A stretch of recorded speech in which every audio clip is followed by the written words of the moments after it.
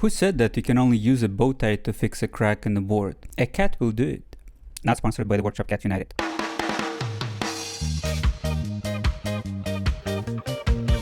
This time I googled a cat image and drew its shape on a board. One key idea I got is to refine the shape to match the available gouges. This will simplify making the inlaid piece and later cut the recess. The rest of the process is quite similar to the regular tie. Rough sawing the piece using a back saw and using chisels and gouges to smooth out the shape. This just needs a little bit more patience, but nothing that was extremely hard.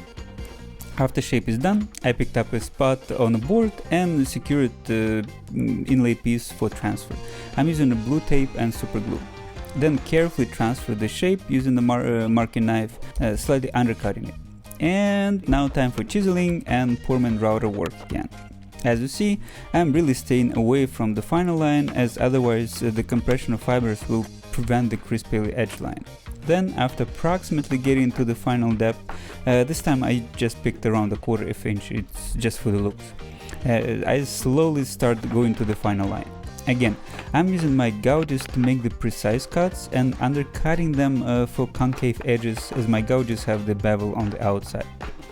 What's really important is to keep the top edge as precise as possible, and I kind of almost succeeded in that this time. Was surprised about this. So after almost done, I try to dry fit and see which edges need more refinement. This is not visible on the camera, but you can actually see it in reality, the compressed fibers in the tight spots.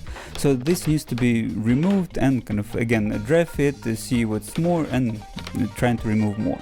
After small fiddling, I declared things done, added quite a bit of glue this time, and carefully but quite affirmatively inserted the cat.